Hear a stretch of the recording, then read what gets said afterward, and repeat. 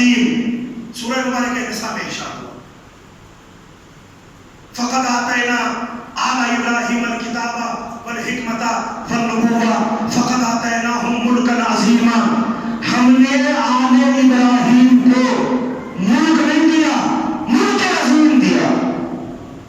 اب اس جملے میں مجھے شاید کچھ کہنا نہ پڑے، یہ بتائیے کہ عظیم بڑا ہے کہ اعظم بڑا ہے؟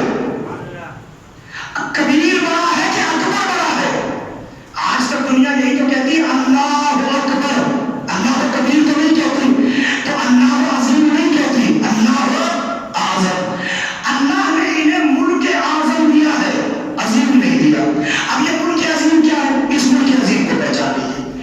جناب ابراہیم نبی بھی ہے، رسول بھی ہے، اولو العزم بھی ہے، شجرۃ الانبیاء بھی ہے، صاحب قربانی بھی ہے، صاحب مناسب بھی ہے، صاحب صحیفہ بھی ہے، اور اسی کے ساتھ ساتھ امام بھی ہے. ہے کہ نہیں امام؟ امام. ایک بشر کا سوال، ایک نبی کا سوال اور ایک امام کا سوال. ملک اعظم آپ کی سمجھ میں آ جائے گا.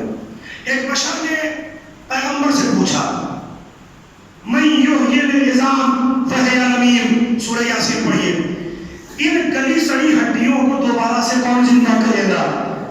تو اللہ نے سمجھانے کے لیے کہا قل یحییھا الذی انشأھا اول مرۃ، وہی زندہ کرے گا جس نے پہلے زندہ کیا تھا. یہ ہے بشریت کی اوقات کہ نہ تجربہ کرایا نہ دکھایا، ایک جملے کے لائق سمجھا اور اللہ نے کہہ دیا کہ جس نے پہلے بنایا تھا وہی زندہ کرے گا. بشر کا سوال تھا مردہ کیسے زندہ ہوگا؟ اللہ نے بتا دیا ہم جیسے پہلے زندہ کر چکے ایسے زندہ کر دیں گے. ایک اور نبی ہے جس کا نام ہے عزیر. ایک وادی سے گزرے، اجڑی ہوئی بستی کو دیکھا، پڑی ہوئی لاشوں کو دیکھا. اللہ کی بارگاہ میں کہا پروردگار انہیں کیسے زندہ کرے گا؟ اب قرآن مجید کہتا ہے فَأَمَاتَهُ مِائَةَ عَامٍ، ہم نے 100 سال تک کے لیے عزیر کو مار دیا، ہم نے 100 سال کے لیے عزیر کو مار دیا، ہم نے 100 سال کے لیے عزیر کو مار دیا. عزیر کا گدھا بھی عزیر کے ساتھ تھا، عزیر کا گدھا بھی ساتھ ساتھ میں گیا. جہاں پر عزیر پڑے تھے وہیں پہ گدھا پڑا تھا، جہاں عزیر دفن تھے وہیں پہ گدھا دفن تھا. اب آگے کا جملہ سمجھ لیجیے گا کہ جہاں پر اللہ دفن ہے وہیں پیروں میں ایک ہارون نام کا گدھا.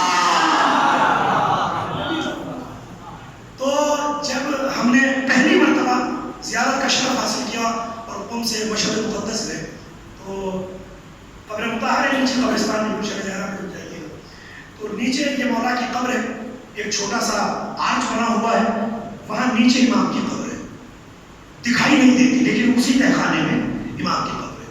اس کی پائیدی پر ایک دیوار ہے، دیوار میں ہارون کو دفنایا گیا. جہاں امام کا پائے مبارک ہے وہاں ہارون کو دفنایا گیا. امام نے شہادت سے پہلے صحابہ کو بھی بتا دیا، بیٹے سے بھی بتا دیا کہ یہ مامون یہی چاہے گا کہ اس کا باپ ہمارے سرحانے پر دفنایا جائے، لہذا تمہیں کام کرنا اس جگہ پر ہماری قبر بنانا، یہی ہماری قبر بنے گی. تو صحابی نے اور بیٹے نے پوچھا کہ بابا آقا یہاں پہ اگر دفنایا جائے گا تو کیا پھر آپ کے سرحانے نہیں دفنایا جائے گا؟ کہ نہیں، اللہ نے پہلے سے انتظام کر دیا ہے، یہ ہمارے دائیں بائیں سرحانے اگر قبر کھودے گی بھی تو یہاں بڑے بڑے پتھر نکلیں گے جنہیں نہ یہ ہٹا پائیں گے، نہ ہلا پائیں گے، نہ حرکت دے پائیں گے، مجبوراً ہمارے پیروں میں دفنانا پڑے گا. اب سمجھ میں آئے میں نے آیت کیوں ہم رکھی تھی؟ ان کا کتا ان کے پیروں میں پڑا ہے، ان کا کتا ان کے پیروں میں پڑا ہے. تو قرآن تو پوری تاریخ کو سمیٹے ہوئے. روایت کہتی ہے کہ ادھر جناب عزیر مرے 100 سال کے بعد زندہ ہو. اللہ نے کہا جاؤ گدھے کے پاس اور دیکھو کہ ہم گدھے کو کیسے زندہ کرتے ہیں. عزیر گدھے کے قریب ہے، ہڈیاں جڑی، گوشت کھال سب صحیح سالم ہوا، گدھا زندہ ہو کے بیٹھ گیا. عام بشر کو پریکٹیکل نہیں دیا، صرف اور صرف بتایا کہ ہم نے جیسے پہلے زندہ کیا تھا ویسے ہی زندہ کریں گے. نبی نے پوچھا مردے کیسے زندہ کرے گا؟ نبی کا مانا اور پریکٹیکل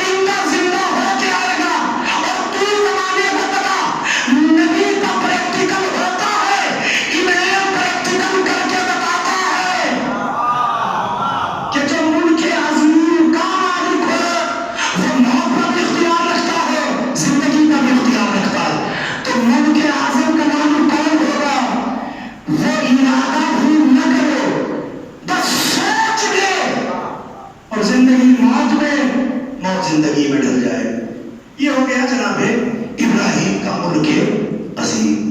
اور امام کو کیا دیا جو امام نے ارشاد فرمایا السلام علی من انتہت الیہ ریاست الملک الاعظم.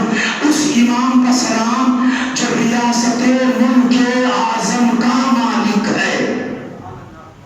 بالکل بات واضح ہو گئی. قرآن نے جو کہا عظیم، عظیم سے آگے اعظم. اب اگلا جملہ وَعِلْمَ كُلِّ شَيْءٍ لِتَمَامِ أَمْرٍ مُحْكَمٍ. اللہ نے میرے بابا کو وہ ہر شے کا علم عنایت کیا کہ جس علم کی ضرورت امامت کو پڑتی ہے. کیوں دیا؟ تاکہ امر محکم منزل تمام تک پہنچ جائے. اب یہ امر محکم کیا ہے؟ ایک کا اشارہ میں ابتدا میں کر چکا، ایک اشارہ آخر کلام میں کروں، بس اسی کے بعد انشاءاللہ بیان سمیٹنے کی طرف بڑھ جاؤں گا. یہ امر محکم کیا ہے؟ ولی ہے کہ سب نے بنایا ہے، وعدہ ہے کہ ہم کسی بھی معاملے میں عمل دخل نہیں دیں گے.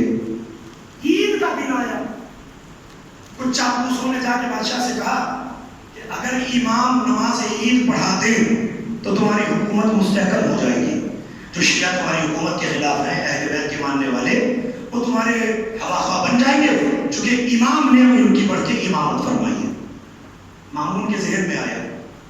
یاد رکھیے جب بھی کبھی سلطنتیں چاپلوسوں کے ذریعے علم پر کمندے ڈالنے لگے تو علماء کو واجب ہے امام رضا کا کردار اپنانا.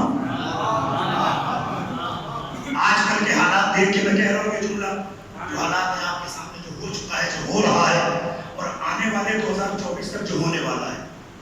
مولویوں کو خریدا جائے گا اور عوام کے ووٹ ایک نام نہاد پارٹی کو پہنچائے گئے. تو امام نے وہ طریقہ پہلے بتا دیا کہ اگر حکومتی نمائندے تمہیں اپنے دام میں گرفتار کرنے لگے تو اپنا دامن بچا کے نکل جاؤ.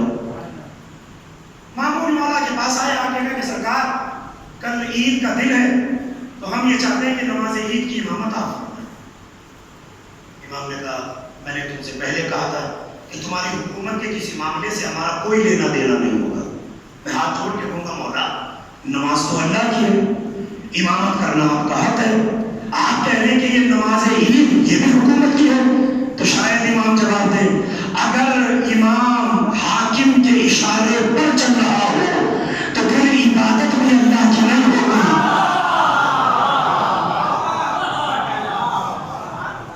اب یہ نقاب ہٹا کے دیکھ لیجئے گا کہ کون کون ہے کہ جو درباری بن چکا ہے.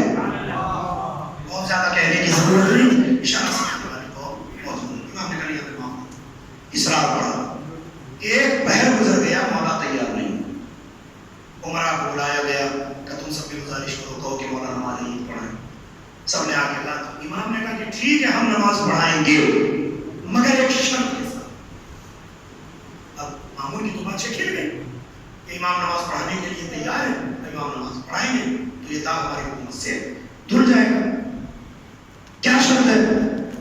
امام نے کہا شرط یہ ہے کہ میں نماز کے لیے ویسے ہی جاؤں گا جیسے میرا جد محمد نماز عید کو جاتا تھا. اللہ اکبر. اب شاید اس سے آسان جملہ نہ ہو سکے.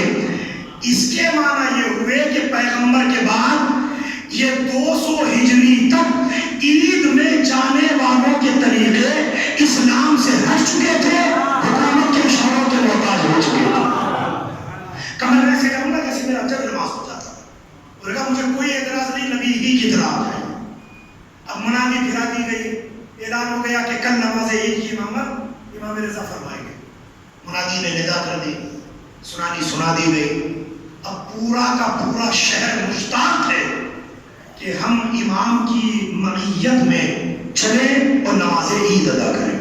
بہت سے لوگوں کے دلوں میں خیال بھی آیا ہوگا اب تک نہ جانے شرابی کے پیچھے پڑھی، بدکار کے پیچھے پڑھی، بد تہذیب کے پیچھے پڑھی، چلو آج نمائندہ حق نماز پڑھائے گا اسی کے پیچھے نماز پڑھی جائے. اب ساری دنیا پبلک تیار ہے کہ صبح کا سورج نکلے گا، رضا غریب کے پیچھے نماز پڑھی جائے گی. ادھر امام رضا نے پوری رات عبادت میں گزاری. پیغمبر کا امام صاحب رضا غریب نے غسل عید فرمایا، اپنے سر پہ رکھا. پیغمبر کی قبا طیبہ عرش کو رونگنے والی نالین اپنے پائے مبارک سے برطرف فرمائی، پاک رہنا، پائچوں کو تھوڑا سا اوپر چڑھایا، پورا کا پورا مجمع مولا کے دروازے کے باہر نہ جو اپنے پیروں سے تھوڑا سا پائچوں کو اٹھایا، پہلا قدم میرے دولت کے باہر نکالا، اللہ اکبر کا نعرہ بلند کیا، کائنات کے ذرے سے اللہ اکبر کی صدا نے بلند ہونا شروع کیا، امام نے پیدل چلنا شروع کیا، امام آگے آگے امت پیچھے پیچھے، امام آگے آگے امت پیچھے پیچھے، اپنے اللہ اکبر کا نعرہ بلند ہوا، پھر محمد رسول اللہ کا نعرہ بلند ہوا، چند گام آگے بڑھے، علی ولی اللہ کا نعرہ بلند ہوا، ہوا خوابوں میں جا کے مامون سے کہا یہ تم نے کیا غضب کر دیا، ان کو امامت دینی کا کیا ہوا، کہ ان کے جد کا نام فضائل میں گونج رہا ہے، ابھی تو نماز کے لیے چلے ہیں، اگر مسلح پر چلے گئے خطبہ دے دیا تیری حکومت کا تختہ پلٹ جائے گا، مامون نے سرکاری مامون کو بھیجا، اس نے آگے کہا سرکار آپ کی طبیعت اچھی نہیں ہے، آپ واپس چلے جائیں، سرکاری مامون نماز پڑھا دے گا، مولا بغیر رکے رہے، مجمع عیدگاہ کی طرف گیا، پیروں میں نالین تو نہیں تھی، مولا نے اپنے غلام سے کہا جا کے میری نالین لے آ، ادھر نماز ہوتی رہی، مولا نالین کے انتظار میں کھڑے رہے، نہ نماز پڑھنے گئے، مولا وہیں کھڑے رہے، وہ ہاتھ چھوڑ کے کہا ایک فضل رسول ادھر جماعت ہو رہی ہے، آپ جا کے نماز کیوں نہیں پڑھتے، کہ یہی تو بتانا چاہتا ہوں کہ جب آٹھواں آدمی اہل کے پیچھے نماز نہیں پڑھتا تو جو پہلا ہے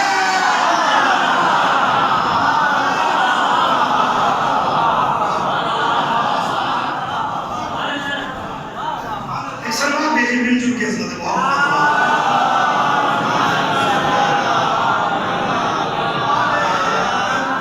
اور بلند ترین سے بات دیجیے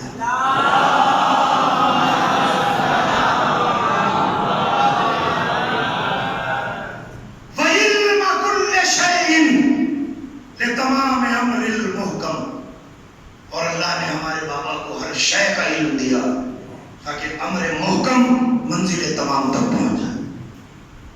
السلام علی من اسماؤہم وسیلۃ للسائلین وامان للمخلوقین، میں اس امام کو سلام کرتا ہوں کہ جن کے پہلے اور بعد میں آنے والے اماموں کے نام وسیلے کے طور پر استعمال ہوتے ہیں،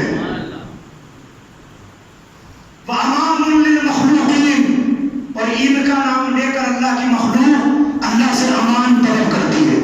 جملہ بہت بڑا ہے، اگر وضاحت کروں گا وقت ہاتھ سے نکلے گا، انشاءاللہ کبھی کسی موقع پہ اس حوالے سے عرض کروں گا، کیونکہ یہ ایک بڑا طولانی موقع ہے اور بڑا طولانی مرحلہ ہے۔ اس کے بعد امام ارشاد فرماتے ہیں السلام علی من اسمہ العواج ومندرج العواج ومحبت البطہ الذی صالت محبت الملائکۃ والمعراج، میں اس امام کو سلام کرتا ہوں جو اللہ کا دہکتا ہوا چراغ ہے، جو آسمان تک موجیں مارتا ہوا فضائل و کمالات کا سمندر ہے، اور اب جملہ سنبھالیے گا جس کے لیے زحمت آپ کو دی ہے، الذی صالت تربتہ محبت الاملاک والمعراج، اس امام کو میرا سلام کہ جس کی تربت ملائکہ کے اترنے کی جگہ بھی ہے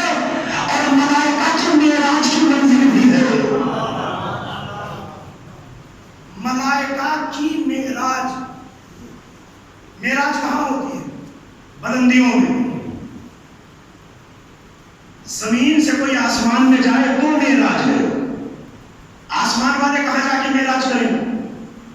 امام نے فرمایا کہ میرے بابا کی تربت ملائکہ کی معراج ہے، تو مطلب کیا ہوا؟ زمین والوں کی معراج وہاں، ملائکہ کی معراج یہاں۔ اب یہ حدیث ہے متفق بین الفریق ہے، علماء اہل سنت نے بھی لکھا، علماء اہل تشیع نے بھی لکھا، کسی حوالے کی ضرورت نہیں، بڑی مشہور حدیث ہے۔ پیغمبر اکرم نے ارشاد فرمایا معراج یونس فی بطن الحوت، جناب یونس پیغمبر کی معراج مچھلی کا شکم تھا۔ یہ اہل سنت نے بھی پڑھا ہے اور ہمارے یہاں بھی روایت پیغمبر اکرم سے حدیث ہے، پیغمبر نے فرمایا کہ یونس کی معراج مچھلی کا شکم تھا۔ اب میں آپ سے پوچھنا چاہتا ہوں مچھلی کے شکم میں کون سی معراج ہوتی ہے؟ ایسا مچھلی کے شکم میں تو معراج نہیں ہوتی. پھر کہ مچھلی کا شکم تھا ایک پردہ. جب یونس مچھلی کے پیٹ میں گئے اور مچھلی سمندر کی تہوں میں نیچے اتری تو جناب یونس نے پردے کے ادھر سے سنا کہ سمندر میں رہنے والی مچھلیاں علی علی کر رہی ہیں. علی علی سنا یونس کی معراج ہو گئی. علی علی سنا یونس کی معراج ہو گئی. علی علی سنا یونس کی معراج ہو گئی. مطلب کیا ہوا کہ معراج پردے کے ادھر سے علی کا نام سننا ہے. اب چاہے وہ عرش پہ ہے. اور معراج کی یہ خاصیت ہے، معراج علی کے بغیر کسی کو نہیں. وہاں بھی علی علی، یہاں بھی. امام فرماتے ہیں میں اس امام کو سلام کر رہا ہوں جس کی تربت ملائکہ کی معراج ہے، جہاں پہ اترنا ملائکہ کے لیے سند ہے کہ ان کی معراج ہو گئی. بات تمام ہو گئی. آخری مرحلہ بس مشکل سے 3 یا 4 منٹ کے اندر اپنی بات سمیٹنے کی طرف بڑھ رہا ہوں. ایسا عظیم اعظم ملک کا مالک امام مشہد مقدس قبر مطہر ہے.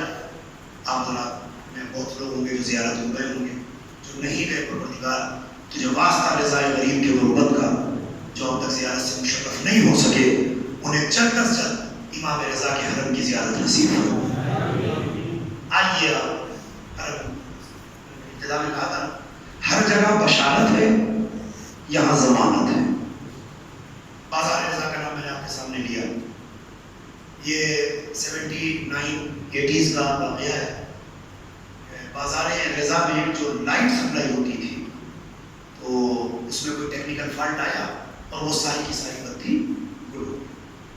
اب بازار میں اندھیرا. حکومت کو جتنا ملتا ہے وہ رضائے کریم کے صدقے سے ملتا ہے. رضائے زیارت کے لیے جاتے تھے تو بڑا اہتمام ہوا، بہت سے انجینئر بلائے گئے، بڑا اہتمام کیا گیا، مگر کوئی لائٹ ٹھیک نہیں کر سکا. پریشان ہوئے کیا کریں کیا کریں. تو کسی نے یہ بتایا کہ لندن میں کوئی انجینئر ہے تو وہ اس بات کو دیکھ سکتا ہے اور ٹھیک کر سکتا ہے. تو حکومت نے برٹش حکومت سے رابطہ کیا اور کہا کہ فلاں فلاں نام کا کوئی انجینئر ہے، الیکٹرک انجینئر، ہمارے یہاں اس طرح کی ایک گڑبڑ ہو چکی ہے، لہٰذا ہم چاہتے ہیں کہ وہ آئے اور اس معاملے کو آ کے دیکھ لیں. حکومتی پیمانے پہ جو بھی ہوگا وہ ہم آپ کو دے دیں گے. حکومت نے اس انجینئر سے بات کی. اس کی ایک چھوٹی سی بیٹی تھی، پیروں سے معذور، ویل چیئر پر رہتی تھی. تو اس نے کہا کہ ایران دور ہے، وقت لگے گا، فالٹ دیکھنا ہوگا، اللہ جانے کتنا وقت لگے. میری بیٹی کو تیمارداری کی ضرورت ہے، لہٰذا میں بہت وقت نہیں دے پاؤں گا، میں صرف ایک وزٹ کروں گا اور اگر اس میں سمجھ میں آ گیا تو ٹھیک ہے، ورنہ آپ کہیں اور سے رابطہ کر لیجیے. حکومت نے بات ایران کی حکومت تک پہنچائی. انہوں نے کہا ٹھیک ہے آپ بھیجیے، کم سے کم آ کے دیکھیں تو صحیح کہ معاملہ کیا ہے. یہ انجینئر انگلینڈ سے چلا ایران میں، بازار میں پہنچا، اس نے جا کے دیکھا، فالٹ اس کی سمجھ میں آ گیا کہ کہاں سے گڑبڑ ہوئی. اس نے باقی انجینئروں کو بتا دیا کہ فلاں فلاں سیکشن پہ کام کرو تو یہ لائٹ آپ کی بحال ہو جائے گی. انہوں نے کام کیا، لائٹ بازار رضا کی باہر ہو گئی. یہ بازار سے باہر نکلا، ادھر ہی سامنے باب الجواد ہے، نوے امام کے نام سے دروازہ. یہ جیسے ہی وہاں دروازے پہ آ کے کھڑا ہوا تو اس نے دیکھا کہ لوگ جھوٹ در جھوٹ زیارت کے لیے اندر جا رہے ہیں. تو اس نے جو اس کے ساتھ میں ٹیم تھی اس سے پوچھا یہ کہاں جا رہے ہیں یہ لوگ، کس لیے جا رہے ہیں، کیا معاملہ، اتنی بھیڑ کیسی ہے. تو انہوں نے کہا کہ تمہیں نہیں معلوم، یہ ہمارے پیر و مرشد کا مزار ہے، ہمارے امام کا مزار ہے، لوگ یہاں جاتے ہیں اپنی منتیں ماننے کے لیے. انہوں نے کہا اچھا اگر ہم مان لیں تو ہماری منت پوری ہو جائے گی. بالکل آپ منت مان. تو اس زمانے میں موبائل فونس وغیرہ تو نہیں تھے، وائرلیس وغیرہ کے ذریعے سے، واکی ٹاکی کے ذریعے سے جو کانٹیکٹ ہوتا تھا. تو اس کے ساتھ میں جو چھوٹا سا عملہ آیا، اس نے اس کے ہاتھوں میں واکی ٹاکی دیا اور کہا کہ اگر کوئی کال آئے کہیں پر کسی طرح کی، کوئی بھی کسی طرح کی بات ہو تو یہیں رہ کے انتظار کرنا، میں ذرا دعا مانگنے کے لیے جا رہا ہوں. دیکھنے والوں نے بتایا کہ جیسے ہی اس نے دروازے پہ قدم رکھا، اندر نہیں گیا، اسے اطمینان ہوا کہ اس کی بیٹی ٹھیک ہو سکتی ہے. اس نے ہاتھ اٹھا کے کہا کہ میں آپ کو جانتا نہیں ہوں کہ آپ کون ہیں، میں پہچانتا بھی نہیں ہوں کہ آپ کی ذات کیا. آپ مسلمانوں کے پیر ہیں، امام ہیں، جو بھی ہیں، تو میں آپ سے ایک بات کہنا چاہتا ہوں کہ میری بیٹی ایک عرصے سے بیمار ہے، پیر شل ہو چکی ہے، چل نہیں سکتی. اگر آپ چاہیں تو میری بیٹی ٹھیک ہو سکتی ہے. آخری مرحلہ بیان سمیٹ رہا ہوں، وقت میں نے آپ کا لے لیا، اتنا میں نے سوچا نہیں تھا. آپ چاہیں تو میری بیٹی ٹھیک ہو سکتی ہے. اس نے اتنا کہا کہ جلدی سے خادم آیا، بھاگا.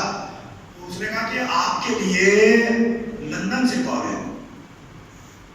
کیوں؟ سب گھر میں خیریت تو ہے؟ کہ وہ مجھے نہیں معلوم، آپ جلدی سے سینٹر پہ آئیے تاکہ آپ اپنی بات کر لیں اور آپ کو پتہ چل جائے کہ کیا حالات ہیں. یہ جلدی سے وہاں سے دوڑا اور جہاں سینٹر پہ ان کو رکایا گیا وہاں گیا. فون اس نے کیا، اس زمانے میں ٹرنک کال جیسے بھی ہوتی ہوگی، 12 اس نے اس ٹیکنیک کا استعمال کیا. لندن فون کیا تو اس کی زوجہ نے کہا کہ آپ نے کسی ڈاکٹر کو بھیجا تھا؟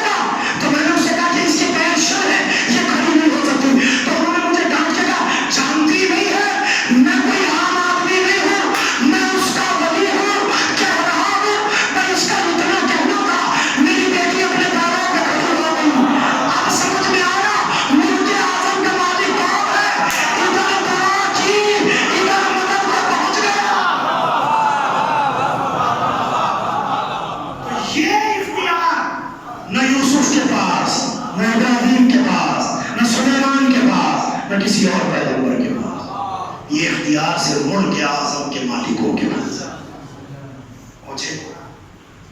نہ کوئی دوا، نہ ہاتھ ٹچ کرنا، اور نہ آپ یہ کہتے کہ امام کا ہاتھ ٹچ ہوا اس کی برکت سے فیضیاب ہو کے وہ درست ہو گئی. نہ، بس امام نے کہا کھڑی ہو جا. امام کا اتنا کہنا کہ بچی اپنے پیروں پہ کھڑی ہو گئی. جیسے ہی سے یہ پتا چلا کہ اس طرح کا واقعہ ہوا ہے، اس نے فوراً فون رکھا. ابھی دروازے سے دعا کر رہا تھا، اب زمین کے قریب جا کے زمین کے سوراخ میں ہاتھ ڈال کے کہا کہ آج تک ہم عجیب ٹیکنالوجی کے دور میں جی رہے تھے، ہم کبھی روحانیت کی طرف متوجہ ہوئے ہی نہیں. ہم نے میڈیکل کھول دیے، میڈیکل ریسرچ کر لی، فلانی دوا بنا دی، ڈھماکی دوا بنا دی، ہم نے دنیا میں اتنی ریسرچ کر لی. اگر ہم لوگوں نے آپ پہ ریسرچ کی ہوتی تو نہ دنیا میں بیماری ہوتی،